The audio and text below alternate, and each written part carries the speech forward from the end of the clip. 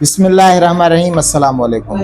1770 کے بعد ہندوستان میں ایک بہت بڑی تبدیلی شروع ہوئی۔ انگریز جو پہلے صرف تجارت کرنے آئے تھے، اب آہستہ آہستہ پورے ہندوستان پر قبضہ کرنا چاہتے تھے۔ بنگال سے انہوں نے بے شمار دولت اکٹھی کر لی اور اسی پیسے سے انہوں نے نئی فوج بنائی، نئے ہتھیار خریدے اور اپنی طاقت بڑھانا شروع کر دی۔ اب ان کی نظریں جنوبی ہندوستان یعنی ساؤتھ انڈیا پر تھی۔ انگریز یہ جانتے تھے کہ اگر مکمل ہندوستان پر قبضہ کرنا ہے تو اس کے لیے ضروری ہے کہ جنوبی ہندوستان کو اپنے قبضے میں لایا جائے، اور اس وقت جنوبی ہندوستان میں 3 بڑی ریاستیں تھیں، یعنی مراٹھا، نظام حیدرآباد اور میسور۔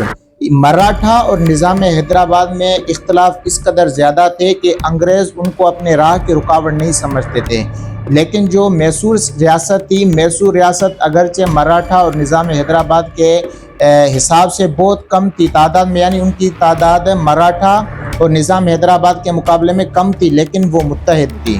اور میسور ریاست کا جو حکمران تھا وہ حیدر علی تھا۔ حیدر علی ایک بہادر اور سمجھدار فوجی لیڈر تھا۔ اسے اندازہ ہو گیا تھا کہ انگریز صرف تجارت کرنے نہیں آئے، بلکہ ان کی نظر پورے ہندوستان پر قبضہ کرنے کی ہے، اور اسی لیے جو ہے کہ وہ حیدر علی نے اپنی فوج مضبوط کی، جدید ہتھیار بنائے، جدید توپیں بنائی اور اپنی فوج کو تربیت دینا شروع کر دی۔ تو انگریزوں کے لیے ضروری تھا کہ مکمل ہندوستان پر قبضہ کرنے سے قبل جو ہے کہ وہ جنوبی ہندوستان یعنی ساؤتھ انڈیا پر قبضہ کریں۔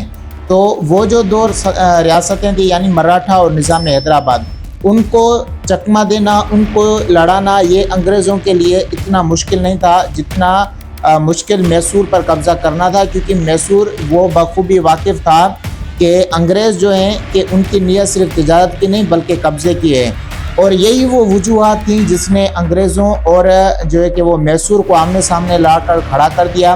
ایک طرف تھی برٹش ایسٹ انڈیا کمپنی، جس کے پاس دولت بھی تھی، جس کے پاس چالاک سیاست بھی تھی اور بڑی فوج بھی تھی، اور دوسری طرف تھے میسور کے بادشاہ یعنی حیدر علی۔ بعد میں ان کے بیٹے یعنی ٹیپو سلطان نے مل کر انگریزوں کو جنوبی ہندوستان پر قابض ہونے سے روکنے کی مکمل کوشش کر دی، اور یہیں سے جو ہے کہ وہ میسور کی جنگوں کا آغاز ہوتا ہے۔